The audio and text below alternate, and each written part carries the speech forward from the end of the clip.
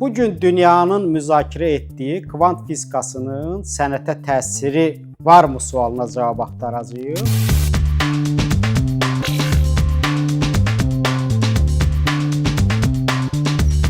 Einstein deyirdi ki, riyaziyyat dəqiq olduqda gerçəkliyi ifadə edə bilməz. Gerçəkliyi ifadə edən riyaziyyat isə dəqiq deyildir.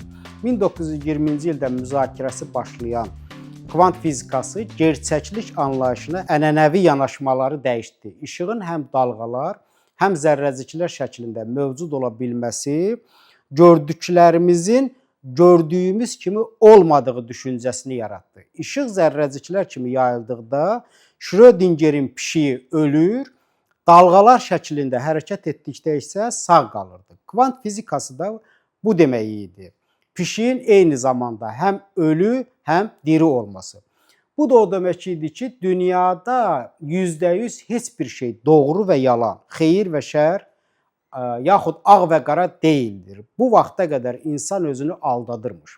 Metafizikanın özü də bilmədiyimiz fizika qanunlarının təzahür formasıymış. Allah məni yarı öldür, yarı saxla ağlamağa yazan şairimiz Vaqif Səmədoğlunun istəyi nə qədər mücərrəd görünsə də kvant fizikasının qanunlarına görə mümkün imiş. Çünki kvant fizikasının təcrübələri mücərrədliyi gerçəkliyin bir növü kimi görən şərq mistisizmini yenidən elmin və sənətin gündəminə gətirmişdi. Amerikalı fizik John Wheeler deyirdi, insanda belə bir hiss yaranır ki, şərq mütəfəkkirləri hər şeyi bilirmiş. Onların cavablarını dilimizə çevirə bilsəydik, bütün suallarımıza cavab vermiş olardı. Kvant fizikası sənət əsərinin mistik cazibəsini onun aurasına bağlayan Walter Benjamin'in fikrini də doğrulamışdı. Benjamin yazırdı ki, sənət əsərinin ətrafında onu əhatə edən və onu tamaşaçılar üçün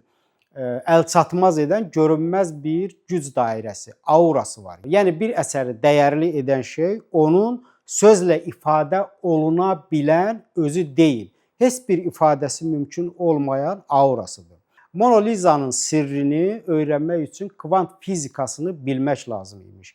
Maarifçilik düşüncəsi sənəti mistisizmdən arındırmaqla hər cür mənasızlığın sənət əsəri kimi təqdim edilməsinə yol açmışdı. Fransız filosofu Baudrillard modernizmin son dönəmlərində mənasızlıqdan ilham alan sənət adamlarının yaradıcılığını sui-qəsd və bu əsərlərin qarşısındakı izləyicini isə bu sui-qəsdin qurbanı adlandırırdı. Kvant fizikası mənanı sənətə geri qaytardı və onu yazıcı və oxucu arasında yarı böldü. Schrödingerin pişiyinin aqibəti ona baxanın necə baxmasından asılı idi. Kvant fizikası postmodernizmin yoluna da işıq tutdu.